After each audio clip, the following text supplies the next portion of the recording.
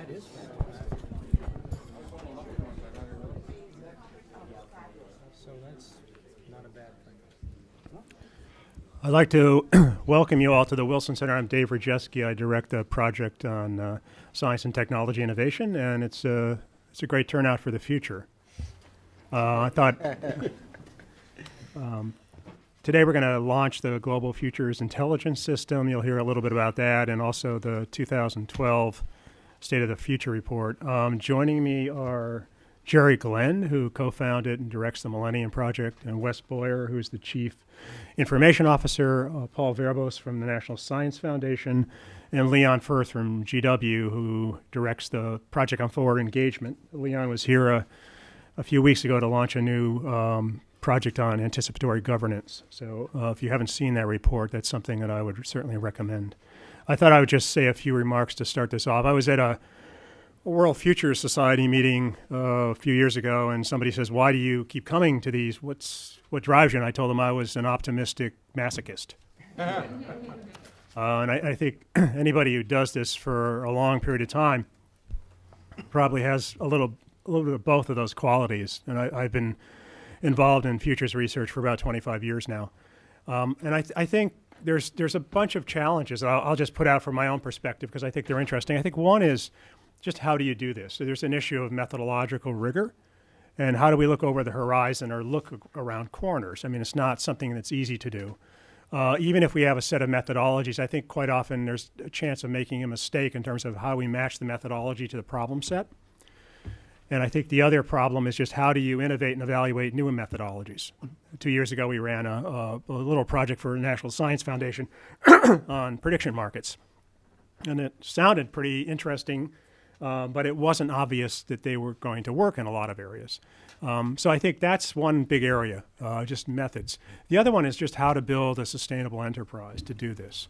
I mean, I think we can all identify small pockets of people in time that have done this. Somewhere in the government, somewhere in industry, people have managed to pull this off because they had leadership support or some money. I brought one of my favorite reports, which is now actually in 3 pieces. This was done at EPA in 1975, Alternative Futures for Environmental Policy, by a young researcher at Stanford Research Institute called Peter Schwartz.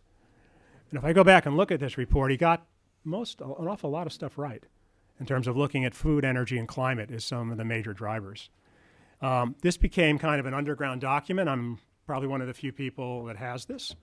There weren't many of these printed, and it was largely ignored.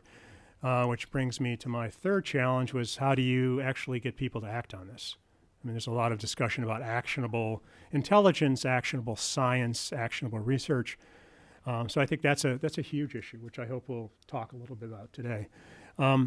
I first heard about the Millennium Project 20 years ago? 1991 or 2. Close. Yeah, somewhere around there. And when I was at EPA, and I actually invested in them, and the return on investment it was clearly my best investment. I had a portfolio. I had a portfolio of probably 12 or 15 futures projects. This one is still going. And I think the Millennium Project is a good example of constant methodological innovation. Even if you're interested in the older methodologies, they have the best encyclopedia of methodologies that's out there. So I think one of the things that they've consistently done is sort of innovate, and you're going to see sort of the next stage of that and what that looks like. And I think they've sustained themselves. This is what, the 16th or 17th State of the Future Report, which is really, if you've been in this area, quite an astounding accomplishment. To be able to year by year turn these out. And maybe we'll move to a virtual, constantly updated version soon. But that is an amazing amount of sustainability. So, and I still think we're grappling with the issue of actionable, and how do we do that? What does it mean? And I hope we'll have some discussions.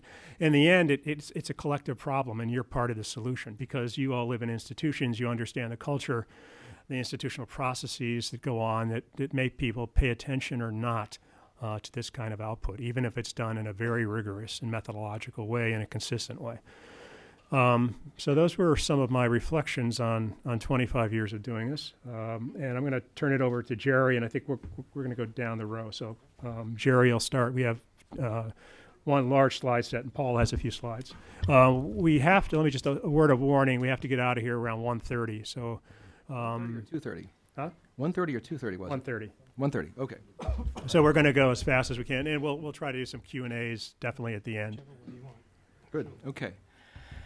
Hello, everybody. After that introduction, that's, if you have no further questions, that's all I have to say. Thank you, Dave.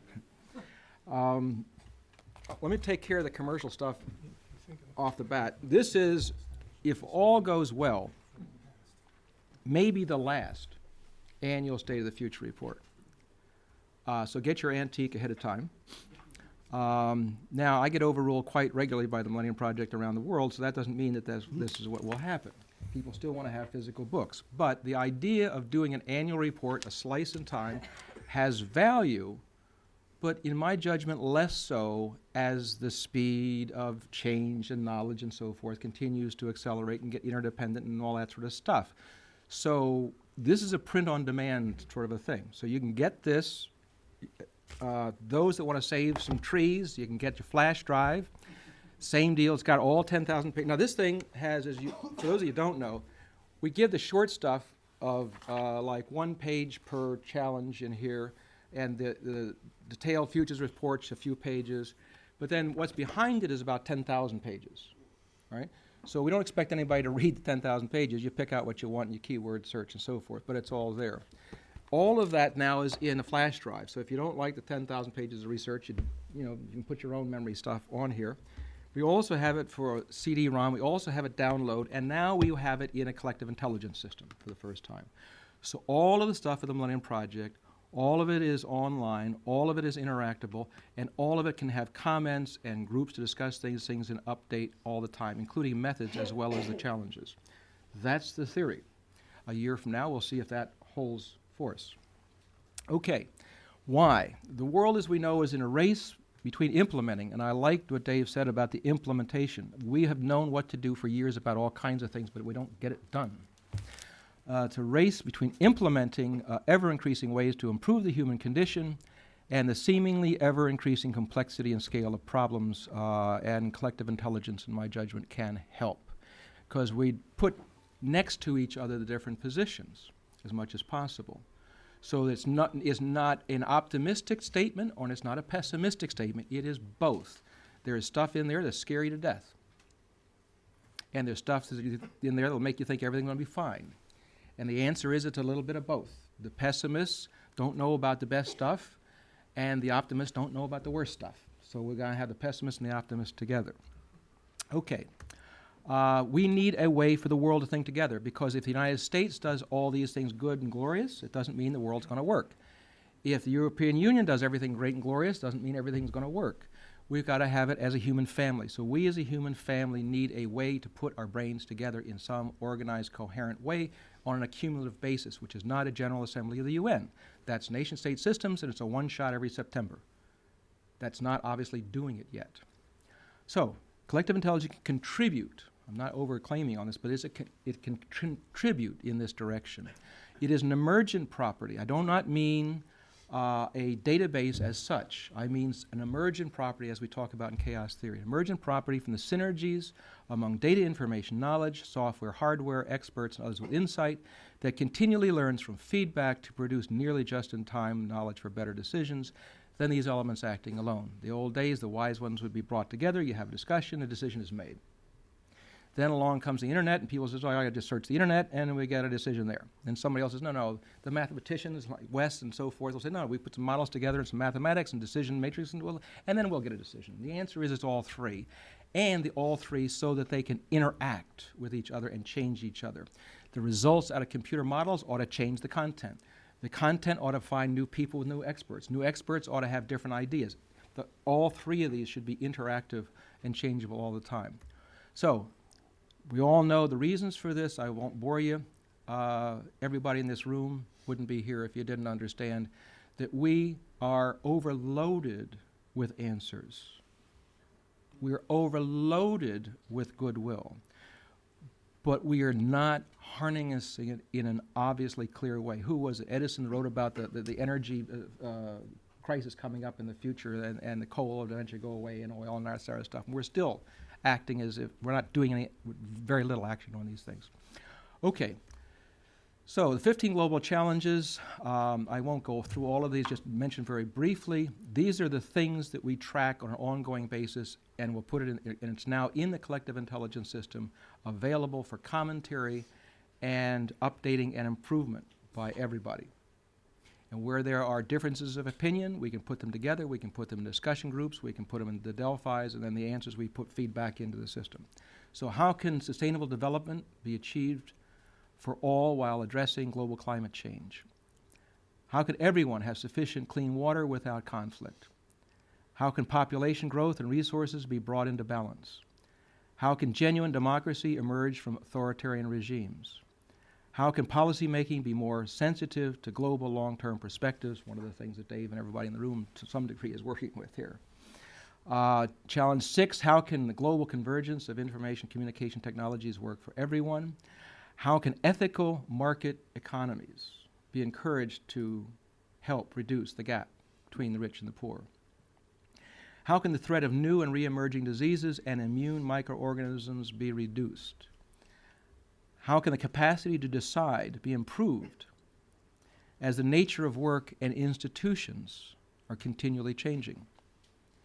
How can shared values and new security strategies reduce ethnic conflicts, terrorism, and the use of weapons of mass destruction? How can the changing status of women improve the human condition? How can transnational organized crime networks be stopped from becoming more powerful and sophisticated global enterprises? How can the growing energy demands be met safely and efficiently? How can scientific and technological breakthroughs be accelerated to improve the human condition? How can ethical considerations become more routinely incorporated into global decisions? We believe that this is the global agenda. It has come to this point through a large, complex system around the world. Some of you probably know we got 46 nodes now around the world. And we have nodes in Tehran and Tel Aviv. I don't care whether you're right wing, up wing, down wing, whatever you are, you're a human being. We're looking at human being intelligence being brought together. So this is not a think tank on behalf of the United States. It's not a think tank on behalf of a particular issue.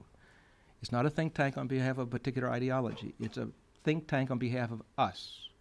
So us are the ones that are supposed to be involved in it. And we don't have to agree on everything, but we've got to get it on the table and get it organized so that we can feedback and learn in a cumulative way. That's the idea. Okay, now, skip from there. And seeing as how Silicon Valley always has a glitch on its demonstrations, we will see if I can duplicate that and have a glitch somewhere along the line. I have my genius next to me to make sure that doesn't happen, though. Now, so this, we have not put all the aesthetics in here yet. By this time next year, it should look quite beautiful, and you're going to go ooh and ah, I hope. I hope you'll go ooh and ah about what it can do right now. Okay? So here's the 46 nodes around the world, just to show people that when you come in, there is a little red box there. You can click and go through an introduction. I'm not going to do that because I'll give it to you personally. The 15 challenges are down here. If I click on a challenge, let's see. And of course, it doesn't come up. Why is there we go. All righty. There we go. Well, I'm an impatient guy, you know. All righty. So now, in the past, all of the 15 global challenges, were in this overview. So the state of the future that you got out front is now one of 11 options at this point. So if I click on Overview, you get the same one-page overview of the challenge that you get right now. And you get, as you get in the longer version, all the detail comes underneath each one of these sort of things, okay? So in a sense, the entire state of the future is duplicated on one of the options. Now, what we didn't have in the past, what we do have now, and I am pushing hard on, is making the best situation briefing charts existed on the planet on all the major issues. This is not necessarily the briefing chart that will be done by a particular organization. This should be us, our human one. We can argue about what is the current situation, what are the most important things to know about Challenge 1 on sustainable development and climate change. And we can argue about that. And we can keep changing it. All of these things are changeable. Now, then we put underneath each of this what that refers to. Well, there's 394 parts per million this year, same time next year. Last year it was 92. Before that was a little less. Okay. So then I can also then click on, well, where does that actually come from? And it tells me it was just updated 5 days ago. And then I can click on to this point here and go further. So like any sort of normal system, you can go drill down. So all of these things are drill downable, and all of them are changeable, and all of them can have comments. So if I come up to here, I can make a comment. On your list of current situation, you totally left out X, and here is a good source for X. We can take that comment, we can bring it over into a discussion area, and we can bring that in and discuss it. If it needs more serious analytics to go through that particular idea or that discussion, then we can go over to another option of a real-time Delphi. And we can put that right in the real-time Delphi without leaving the platform. As an answer becomes clear, either a bimodal distribution or a consensus, but no more new information is coming in, we've got an answer, then that can dump into the situation chart or into the overview, and new questions can come in.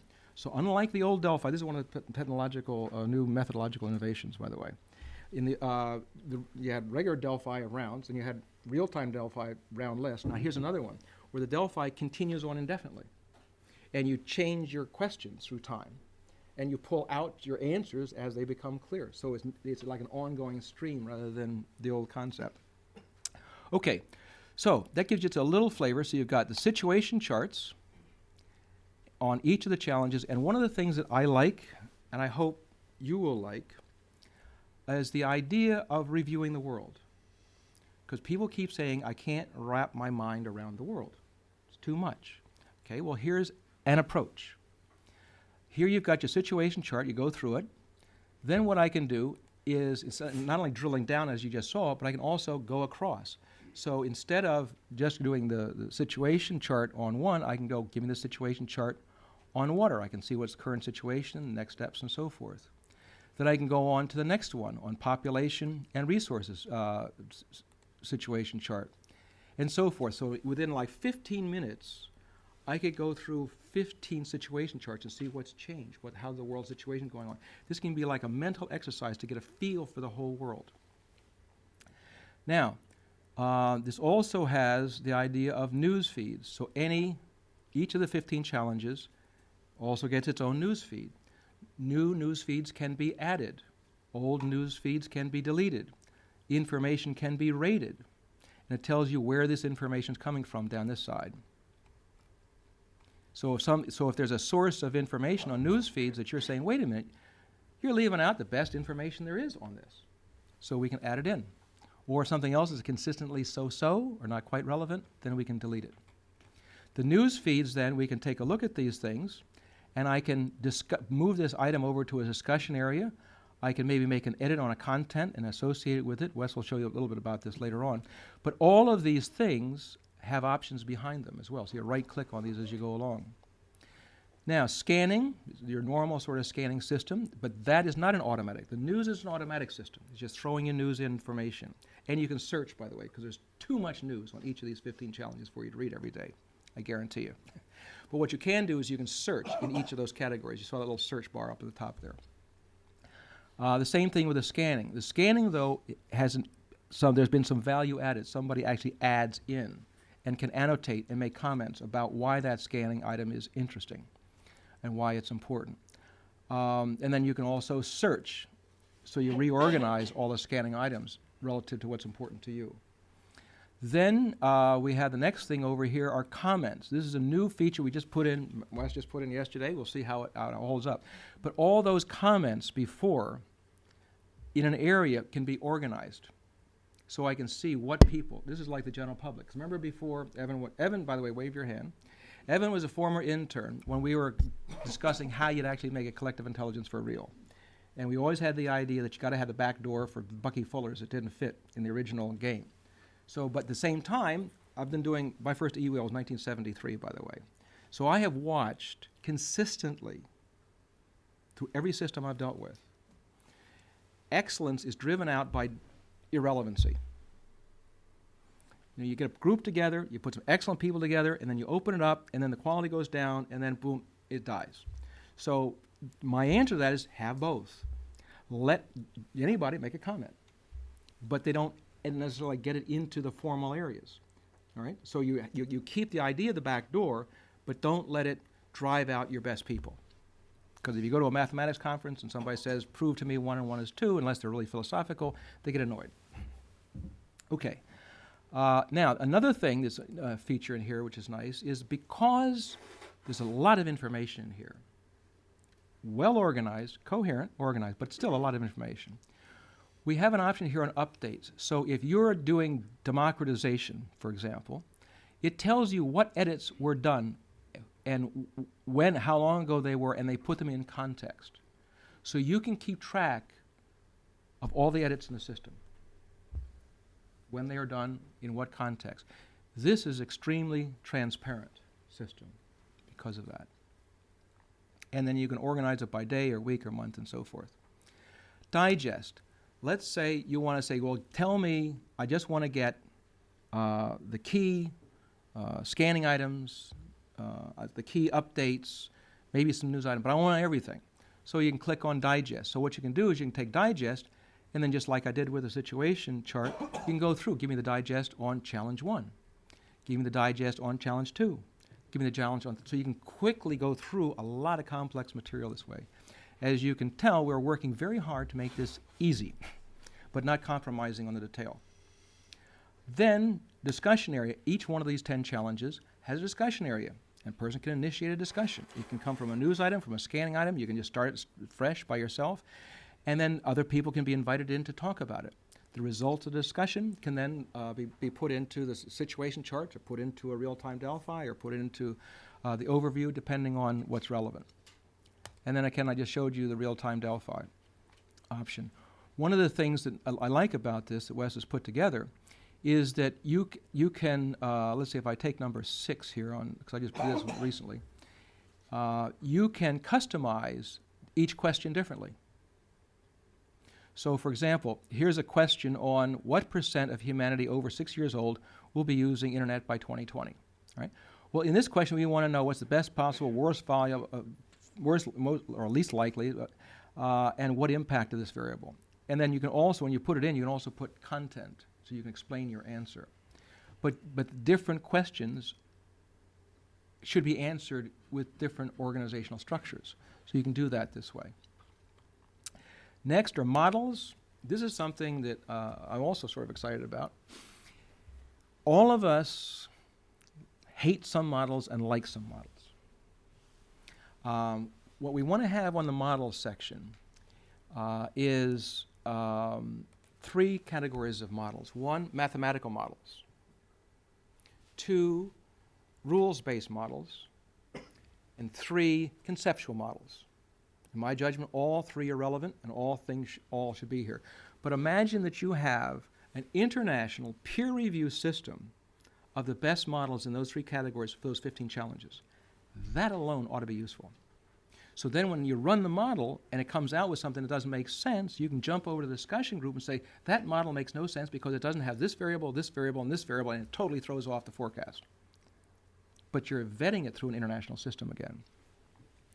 And then the last category here is resources, and that's into 3 categories as well. The first category of resources are websites. What are the best websites to go if you want to keep track of the best information on a particular challenge? What are the best websites? And we can argue about it. We can put in a real-time Delphi and vote on it. We can keep doing it. So like this is something, again, that keeps changing. Hopefully the list that you're looking at right now will not necessarily be the same list in a year from now. So that's one. The second are books. Some of you may know Michael Marion with Future Survey that moved into Global Foresight Books. He's now turned his stuff over to the Millennium Project as a repository. So these books then are in here. So you can take a look at the book. You can click on one of the books that are selected by his book review system, read through it, and if you want to, you can order it. Then the third category under resources, when it goes back up here, are papers. Is Paula Gordon here? Paul is one of the first papers to go in the system. I was clearing off my desk. I found a paper that you wrote, what, 10 years or more ago? 1996. The damn paper's good. And just because it's 96 doesn't mean it's not good. So I said, this ought to be one of those papers that we ought to put on the record, so to speak. So then she says, well, yeah, but let me mess around with it a little bit. So, okay, so she messed around with it and we put it in. So if you have papers that for whatever reason is not politically okay to publish, or for whatever reason, and you think it's really important to the world community to understand, we can put it in. You know, as long as it doesn't advocate something illegal, we'll stick it in. And we can even then do a discussion around it as well. Okay. Now, so that's the way that the 15 challenges are organized with a menu of 11 options. It's an incredible matrix of information. That's home. Next is research. This is all of the research stuff that we've had before. Now, this is interesting. In the past, some of you may know, I've worked for a bunch of different think tanks in the past. You do your research, you do your publication, that's it. And then Dave holds up your report 10 years later and says, here's this study. We want those old studies to be alive. So if you go through, let's say if we take one of the previous studies on, say, I don't know, what do we got there? Science and technology or environmental security or global ethics or whatever it happens to be, you can go to that report, you can make comments, and then we can start a discussion group around that and maybe edit it. Everything can be changed. As information comes into your brain, you reassociate, causes changes in your brain. Information changes its meaning through time. It's not always static, doesn't have the same value, same meaning of the information. So all is up for grab. Now, Dave mentioned about the encyclopedia stuff on the methods. Here it is right here. So you get all of the methods. This is about 1,500, 1,300 pages of stuff. I don't expect you to read all this either. But it's the largest compendium of futures methods ever put together. And each of these can be updated. So like, for example, I just mentioned that we've changed Delphi method a little bit with the new system of continually adding questions and taking them out. Well, that means I can go into here, the Delphi method, and then we can make some edits. We can bring it up to date. So instead of waiting 5 years for version 4.0, it would be an ongoing process as much as possible. There's more to say, but I got to stop at this point, I think. And I want to give back, sorry, just a couple other things. Here's a bunch of groups. There's a bunch of other Delphis that we're doing, and all their nodes are interacting. You see what they're doing. The About takes you back to our regular website. So those that are familiar with the previous website and you still want to use it, you can. It'll be updated too, but we'll have both. They're interactive. And then the last one, which I've not mastered yet myself, is Google Hangouts. So let's say if a bunch of us want to have, or any user, with no permission, you can start your own Hangout. But the advantage of doing it here is that then you've got all the rest of the platform to back you up. So if you're having a discussion with 10 people around the world and you want to bring up some information and discuss it, you can do that, which is different than just doing a normal video conference. I mean, I can do it, we do it sometimes, but it's a bit bulky. This is a slicker operation. Now, one of the things that I mentioned in here was that a challenge, any of the content of any of the challenges, any of the models, all that sort of stuff, can be modified, can be changed, can be criticized, can be updated. But then you see how you know because the updates tell you that. But there's also the idea of linking those changes to other stuff. So if you had a Hangout discussion on some foreign policy issue, came to a conclusion, and then as a result of that, you edit something on peace and war. You click on that edit on peace and war, and it says, and you can right-click and find out where it come from. And it says Google Hangout. You click the Google Hangout, and you see the video of how these people came to their conclusion. That is, if you want to record it. If you don't want to record it, keep it quiet, that's your own business. So Wes, if you can show them just a little bit about how a piece of information you want to use this one? Yeah, I guess you'll have to. Yeah, sure. And the mouse is over here. I'll just switch seats with you here. Okay.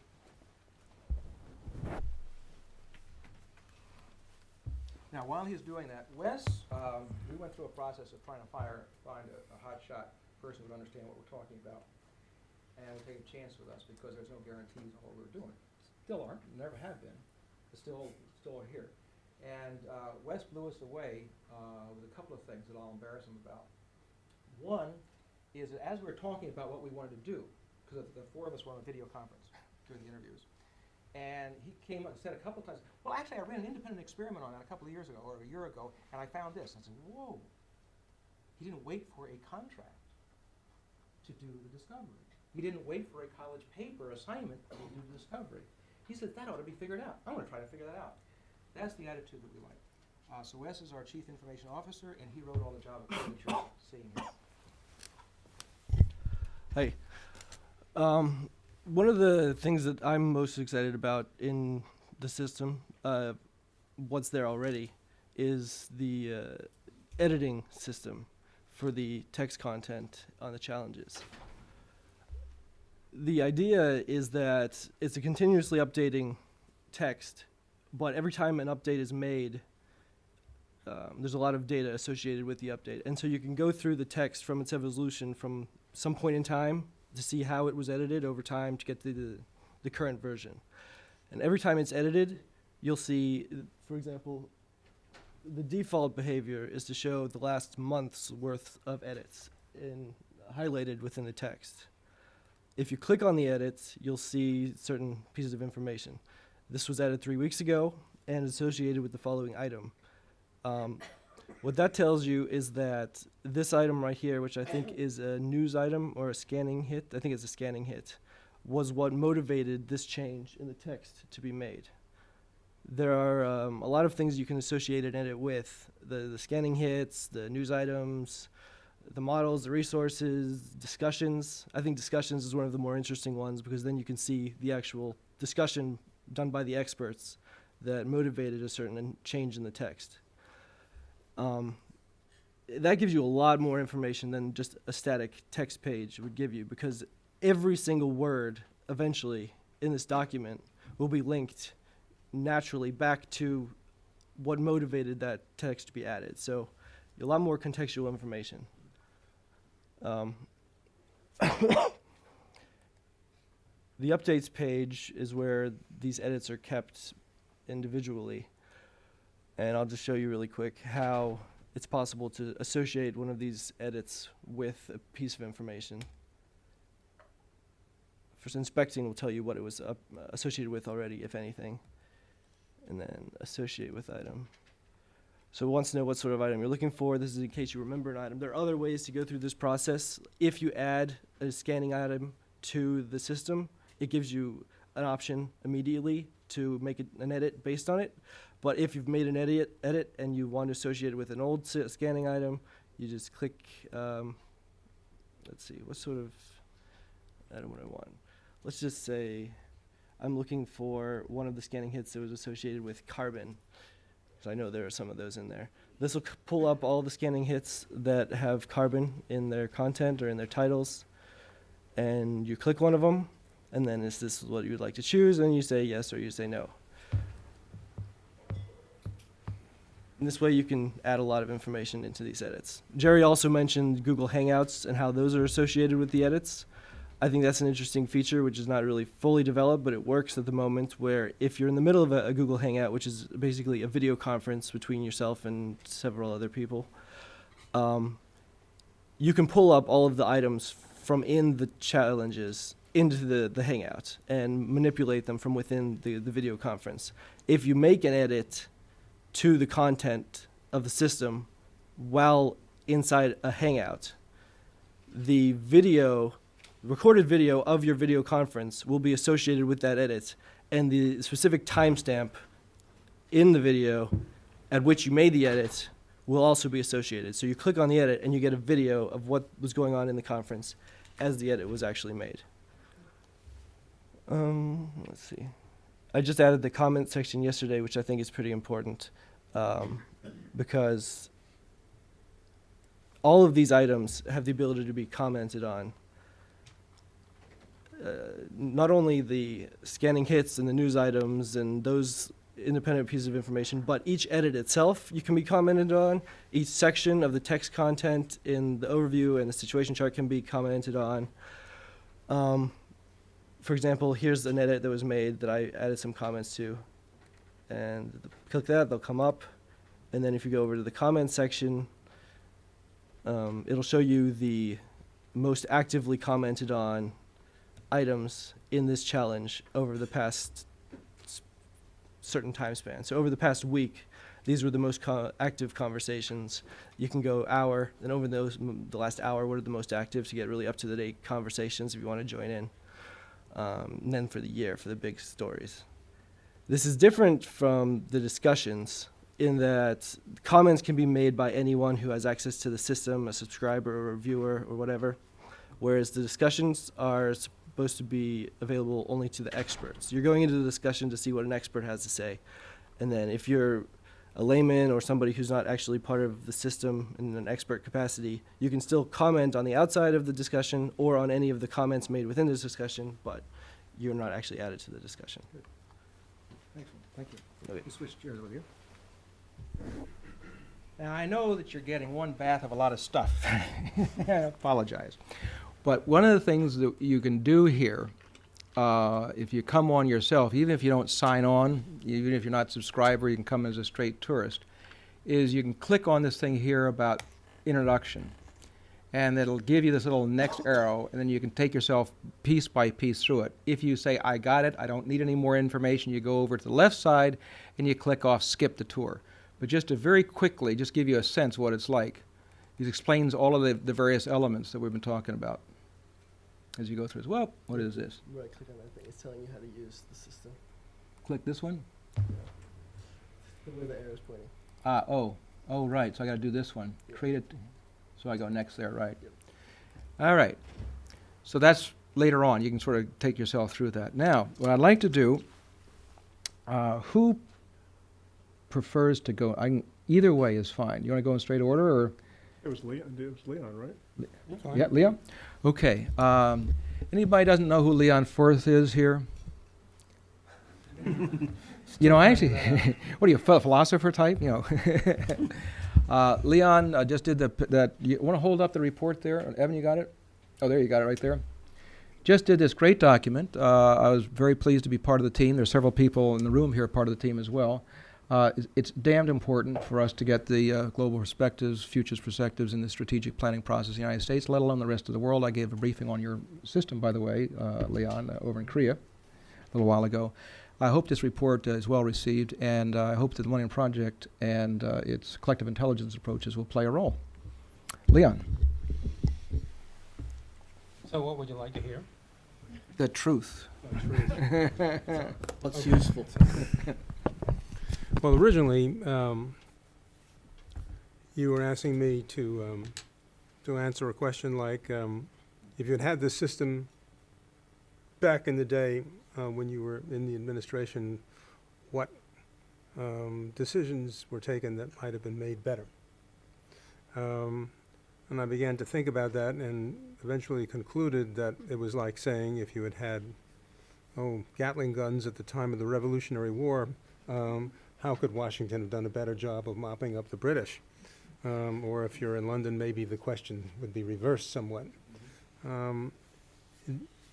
It interests me more, based on the experience of having been involved in making policy, to ask how can a capability such as this improve the quality of what we get going forward, as opposed to retrospectively. Because the means to go forward with something like this are in existence. A decision to go forward with it does not require $1 billion and a 10-year R&D program. It requires a political impulse to bring something like this into being in close connection with policy. So as I sat listening to your presentation, I threw out my former notes, how's that for the usual dramatic opening, and began to think about the policy planning process. Ordinarily, what we call the policy planning process resembles a mill for producing crisis management options. Very little time, very high pressure, and ordinarily under hostile fire, whether it is from an enemy, an insurgent issue, or never to be appeased or reconciled political opposition. but it's aimed at producing specific policies, that is, statements of how power will be applied to results. And very seldom is it aimed at analyzing the actual systems by which policies are planned and or executed. The principal figures of an administration don't have time on their own to revise the system. They tend to work with the systems they inherit, and they may or may not give much thought to how the characteristics of those systems limit the range of things that they might think about or take action on. But they do. It's like the characteristics of a musical instrument. And you have to wonder what Mozart would have written if in his day it had the equivalent of a modern concert scale grand piano instead of something that had to be pounded hard to make music. So I want to spend a few minutes talking about the policy planning process as opposed to specific issues that this process churns out. And this is an area where I think that what you've been developing should create new possibilities. In the high-speed hothouse atmosphere of an administration at the most senior levels. The first requirement when you are dealing with an unfamiliar policy issue, and by the time these issues get to the national level, they should be unfamiliar, otherwise somebody else should have been solving them. The first requirement is to get a sense of the structure of the elements of the issue, especially the way in which segments of the issue interact with each other. As you know, our system is organized around encapsulated expertise by bureaus, agencies, and so on. But the way the world works is everything is highly interactive with everything else. And the system is not that good at asking questions about those interactions. So I think, as I look at the briefing materials, that the very first thing that you could use this thing for in a policy planning process is to scan for the structure of the questions, the way in which issues and forces interact, especially the question of their interaction. In complexity, you have to accept that it is very artificial to designate one force as driver and all other forces as driven. The requirement for wisdom or mindfulness about policy is to have the sense that change anywhere in the system induces changes throughout. And then the question is how do these elements relate to one another, and how do they move each other in a dynamic rather than a static sense? I think this is very compatible with what you've been describing as the characteristics of the systems that you've been defining. So if I transpose that to the question of how policy should be made as a system, it comes down in language that I've been using to this facilitates the conjoining of foresight as a disciplined process and policy as a disciplined process responsive to it. That would be its first and highest contribution, and it seems to me that one of the places where you would connect this piece of equipment is in the policy planning mechanism. And the way in which that could happen is relatively simple, hard to get, but simple. And that is the president indicates that information about policy should be formatted in such a fashion as to identify the principal issues and their interactions, as opposed to the standard method, which is to dissect the thing out into issues and to pick one arbitrarily or for political reasons and concentrate on how that one factor is going to somehow influence all others. We can call this AKA the golden bullet, the silver bullet, which no one ever really finds. So my first response to your question about what role can this play in a real-world policy planning process is to be inserted for the purpose of scoping the question and of making sure that there is a minimized chance of going into action with policies that have failed to recognize critical questions and to deal with them first. I mean, it's an excellent system for identifying the component issues of a dynamic issue and for helping to focus on what it is that needs to be understood about that issue before you send troops to the field or money into the pit on these things. And that, I think, would be a very high contribution. However, you talk about noise in the system. There's only one way to make sure that a system like this can be run or chaired in a fashion which permits respectful hearing of different points of view, but the power to suppress the noise at the end, and that is if it's connected to a president who wants to be sure that what is sent to him has run through this kind of discipline. So I think that's the basic way in which this connects to a real policy process. It obviously connects very well at lower levels in the system. It's the kind of thing that you'd want to see analysts in the policy shops of the executive branch agencies using. It's the platform for discourse that you'd like to be able to resort to when people say you want to get everybody on the same page. It isn't at first that you want them to embrace the same solutions. It's that you want them to have the same conception of what the hell the problem is to begin with. And after that, the search for what is the right action begins. Otherwise, it's more like, what is it, roller derby? Where where the sharpest elbows may win the game. So I'll stop there. If people want to follow that up later, that would be fine. Thank you, Leon. Thank you. That's very You good. have some slides. You want to use those? Or do you I have a couple slides, but I might want to start out by trying to imitate Leon. I don't think I could do nearly as good a job, your but, notes but it's a away. nice model to try to follow. And first I'll throw out the notes, but maybe I'll get back to the slides. You can use mine. They're reusable. Reusable notes. Okay. I was going to start anyway with some general observations, saying the same things Jerry has said in slightly different language. Many years ago, I used to be a futurist. I worked at the Department of Energy. I was responsible for long-range energy forecasts, and I rebuilt a lot of the econometric models to make them more accurate in predicting energy. So I'm very much tuned into the requirements of the mathematical way of doing things.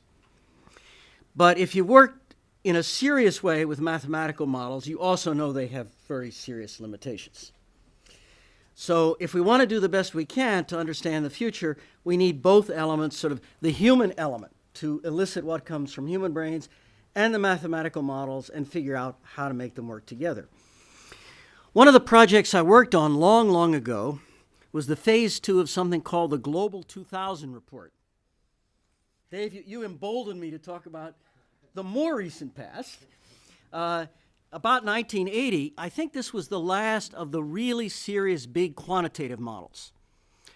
And Jimmy Carter said, you government agencies, you have all been working very hard on understanding and modeling your own sectors. But what happens when you consider the connections and put it all together? What if we make these models speak to each other? What happens? And what happened was you came up with a totally different picture of the world. The feedback effects between sectors and between nations are just totally essential in driving the future. And so somehow or other, if we care about the future, we have to try to understand that. Now let me say the reason why I'm here, it's not because NSF asked me to come here. I'm grateful they're tolerant of me coming here. Nothing I say here represents the official views of NSF. But I'm really here, frankly, because I worry about whether we humans are going to survive or not. And every hard problem I've seen, from building an airplane to a better car to an econometric model, you aren't going to find a solution that works if you don't think about the problem. And if all you do is follow lots of little astrology rules, I went by the book, I did this little thing, I have my stovepipe, I fought my turf, if nobody thinks about how to win the war for survival, we won't win it. We need a vehicle for the highest level of intelligent thinking about how to survive that we are capable of. And it seems pretty obvious that to do that, we need to bring together serious thinking from around the world, not just protocol bullshit, of which there is plenty. We need to find a vehicle for bringing it together. Now, the system Jerry has just described is clearly the alpha version, first version of a new direction. And anybody who's discovered the ways people can screw up in the world, you know it's not going to be perfect. But this is where we start. Jerry is starting from the only framework I know of that really brings together really substantive discussions from all over the world in an integrated framework. And so if we think it's imperfect, our first duty is to try to figure out how to help and how to help make it better, because the responsibility itself is a matter of kind of life and death. So now maybe I'll play with my little slides, okay? Is that the one here? They should be here, yeah. Okay. Yeah, about 3 of them. Let's see, now why is this not taken off? Let's do it this way here. Ta-da! Is this, no, that's not it. Did they load them on here? Do you know if they got? Desktop, at the top, center top. Ah, Warbos. I heard of him. Okay. Okay, hold on here a second. Here we go. Okay, so at a certain point, when the energy trends got to be depressing and not easy to change, I shifted over to NSF for several reasons. And one reason is it gives at least some vehicle for trying to change those trends. So my present position at NSF, there are 3 core responsibilities. One of them is a program called Energy, Power, and Adaptive Systems. One is Intelligent Systems. And one is some hairy quantum stuff you might call a wild card. In the energy area, a year ago, NSF asked me to give a broad talk on all the things going on in energy at NSF. It's posted on the web at the director's website. I don't want to belabor that, but the people who came to this meeting from engineering departments all over the nation wanted to know, what are the opportunities for us to contribute? How can we make a difference? So if we jump to the next slide. The problem is the amount of money to fund research. The funding rates have dropped dramatically in the last 10 years. Something like 2003, we were able to fund maybe 30% of the proposals that came in the door in my area. But there were a lot of cutbacks in basic research in the Department of Defense, in NASA, in industrial laboratories all over the country. And sometimes I think we got these homeless refugees coming in with huge technical talents. Much of the support of the whole American economy was coming to us for funding, and we just couldn't fund them all. So what did we do? Well, we did the best we can. We have a triage process. We can fund 50% of them. I'm a little worried at this rate. Is half the technology base of the country going to just retire as they get frustrated with 15%? But right now, I have to tell people who are hungry for money, who are competent, what do they have to do to get funded? And of course, first they have to tell us what they're going to do. We're not going to fund a project where they don't really clearly say what their goal is. And they have to convince us they've got a good plan for getting there. And that has always been true. You could never get NSF funding if you didn't meet those criteria. But more and more, when there are lots and lots of good projects that cannot be funded, branches of science that cannot be funded, we have to make a triage decision. What's important and what's not. So more and more, the decision of who gets the money has to be based on what's the most important thing. And we use 2 criteria, one of which we call intellectual merit, one of which we call broader benefits. And the key question I have to ask my panels is, if this work results in a breakthrough, if it works, how important is it in improving the future of humanity? Now, if you've ever sat in a room with bridge builders and civil engineers asking what's most important for the future of humanity, you have to understand there might be a way to improve the process. And one of the reasons I try to interact with jury and this global community is I want to upgrade my knowledge, because I have some input to these decisions, because in the end of the day, we have to decide what's most important to humanity. When you talk about other agencies, my vision of this thing, it comes from economics and Pareto optimality. At the end of the day, every agency or corporation is going to have some core missions. And in NSF, the core mission #1 is this intellectual merit, understanding the universe, basic science and design. But in every agency, competence in your core mission gives you special assets that you can leverage to help other tasks that are not in your core mission. There were some classic papers on the economics of defense by Hitch. You probably know the book, where they showed that if the Army, the Navy, and the Marines each choose different utility functions because they have different values, you end up with inconsistent and inefficient decisions. You have to have consistent values somehow. And the way I would see doing the consistent values is you have a broader impacts criterion, as we do. And every time you see a way to help the rest of the world in ways they can't do because of your special advantages, you account for that in what you fund. So this broader benefit stuff is really, really serious. Decisions at all levels of the government, you ultimately have criteria you're playing to. And it's important that these criteria really reflect where you really want to go in the world. So final slide. Another reason I'm interested in what Jerry's doing is from the other end of it, not as a user.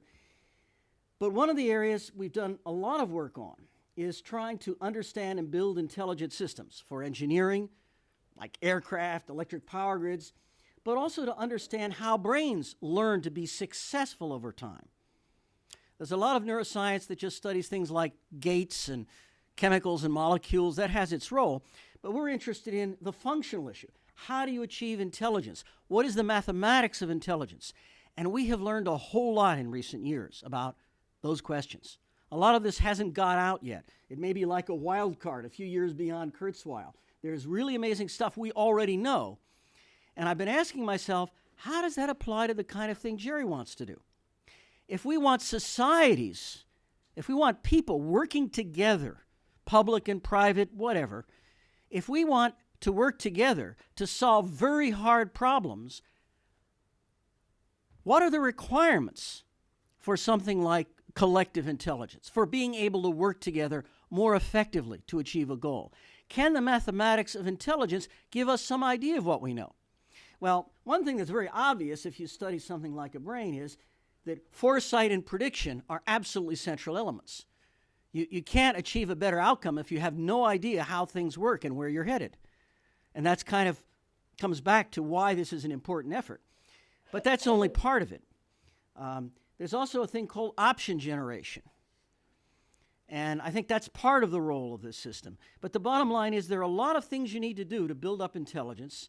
We haven't got them totally embodied in the new web page. We got a few generations to go. But I think it's a really important challenge. So, thank you. Thank you. Okay, we've got some time for questions because we're webcasting. I want to make sure. I think we got microphones. So please raise your hand. If you got a question, just tell us who you are, where you're from, and we'll start. And also if you want to address the question to a specific person. Hey, Andy, we'll get you a mic. Hold on.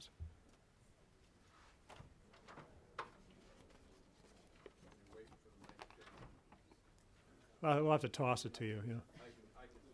I'll bet he can catch.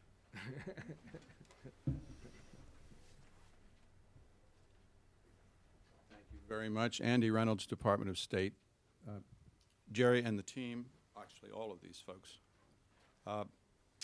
We just had the benefit of Global Trends 2030 from the DNI, the publication, and I wondered just simply, did the team, which went extensively around the world to build consensus on the document and on the forecasts, did they also benefit from the Millennium Project and use your Delphi method to help identify issues that they thought were gaps, for example, that they thought should be analyzed in the process? Thank you. Anybody here from the NIC? Anybody here from the NIC? Going once, going twice? No? The very first ones, we were more formally involved. A lot of our people are involved, but not as Millennium Project. They asked about methods and so forth in the early days, and they don't need us for those now. They've learned independent. We take the report. It's in the collective intelligence system, under the resources, under Challenge 5. And as we gin up and open this up to everybody, that I am sure will be one of the discussion items. As a matter of fact, Andy, if you want, you can come into the system, go into Challenge 5, and you initiate that conversation. What do you guys think about the NIC report? Yep, right here. Yeah, Cha Chen, Bethesda, Maryland. I have two questions. First is this: how to update or addition from the people outside the system, and is this a system going to break down from the world to the region or the nation? Thank you. In the organization of the 15 challenges, you'll see an outline for each challenge. The outlines naturally have to be a little different for each challenge, a little different, but some things are in common to all of them. One are regional considerations and countries within those and sections within those countries. So you can go to a challenge, scroll down to the bottom of the table of contents, click on Latin America or whatever it was, or Middle East, and then those areas specifically to that challenge for that geographic area. So yes, we do the local, we'll also do the global together. To your first question, this is something that is in motion at the moment, but here's where I am at this point, and don't be surprised if Wes contradicts me in the next couple of seconds, because we're still in process on this. But a think tank is supposed to be able to do that. This is the difference between a regular organization and a think tank. You sort of like have some arguments and you come up with some good answers. Now, the way we see it right now is you have about 2 or 3 editors that actually will handle the edits at this point, because we're just beginning. They are fed from the leading experts or facilities for that challenge. Like, for example, in energy, one of those is Paul Werbos here. Then within that challenge, there might be 50 to 100 reviewers. Right now, there's something like 100 reviewers in some of the challenge, and some have only like 11 to 12, because we haven't finished finding the best people and inviting them yet. So you've got your final editor, or editors plural. You've got your facilitator or leading experts for that challenge. Then you have a whole lot of reviewers. And the reason there's 50 to 100 reviewers is because we're all busy. I mean, everybody in this system is busy, too busy to do what we're asking them to do. So you might only have 5 reviewers on something out of 50 or 100. That's okay, because not everybody knows everything about a particular area. So you're in the areas you're in. And then those suggestions then go back up to the facilitator, and they can approve, and then say, then the editor can stick it in. Now, below the reviewers are also subscribers, people who have, their company or their government has bought access to the system, and they can make suggestions.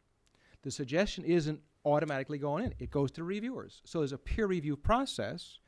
But unlike a professional journal peer review process, we don't say, here are the 10 reviewers, and you got to get 3 to say yes, and then wait 6 months before it goes in. That's why we got 50 to 100. So if the reviewers, if I only get, let's say I got 5 reviews within the first couple of weeks, or first couple of days, then that's enough, in my judgment. It may not be perfect, but that's where it is. Then you also have the 5th or 6th level at this point, the general tourist who isn't a subscriber. Like, anybody in the room can sort of come in, and you can make some comments. And we can see those comments. And those comments can inform us to discuss it, then go up through that little quick hierarchy. That's where it is at this point. Wes, do you want to? Yeah, we're starting to get close to the 1:30. Okay. Yeah. Let's do one more, see how far we get. Regional stuff. Hi there. It's regional first. Yeah. Thank you. Just a quick question. I'm from the Embassy of South Africa, and my question relates to the... Your government was the first government to buy. Great. Congratulations. I It's your saw that Ministry of listed. Science and Technology. It's the Science and Technology Department. You first government to buy. Congratulations. That's great. The age profile of your 4,000 participants around the world, if you could just briefly elaborate on that, and why I ask, in South Africa, with our National Development Plan, which we developed over the past 3 years, it was developed through basically a Delphi method, but then in a few rounds of editing, one of the rounds included an online discussion forum targeted mainly at people in their teens and 20s, because the rationale was that a 30-year development plan needs to target those people because they'll be the people implementing the plan in their productive decades. So what do your participants around the world look like, and are there any interesting comparisons between different countries or regions? Yeah. Well, we can certainly give you in the Into the future report. Good for you. Very good. And we thank your government once again. I want everybody to remember, it was the South African government was the first government, by the way. They weren't the first buyer, but the first government buyer. Okay.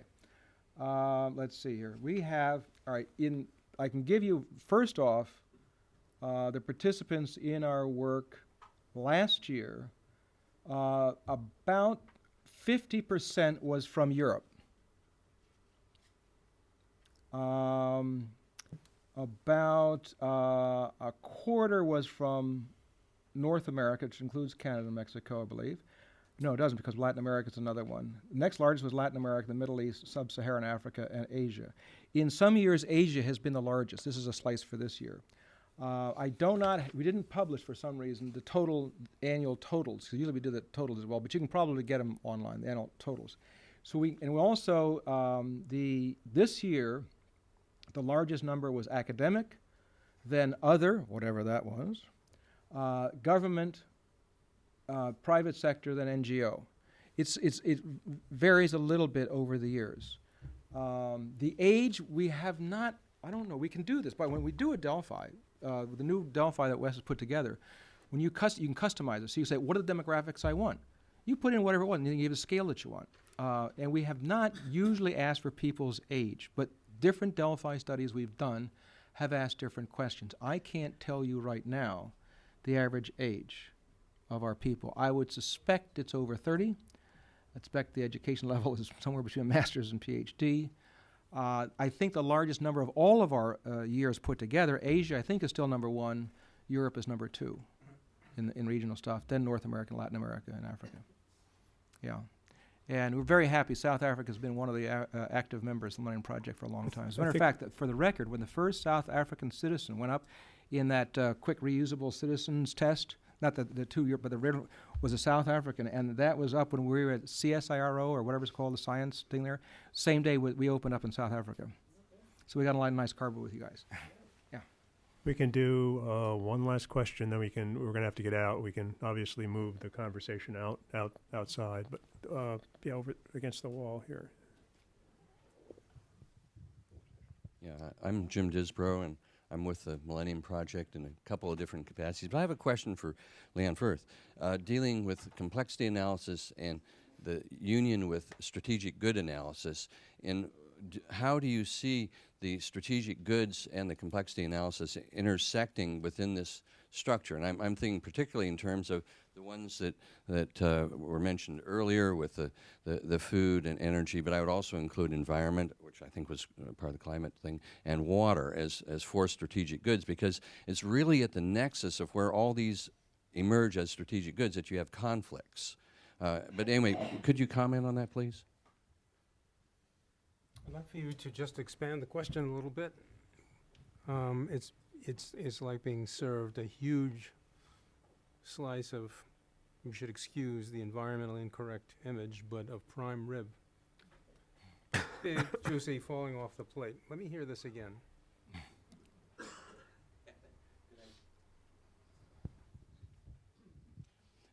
Consider 4 strategic goods, all of which are tightly intertangled. And they include food.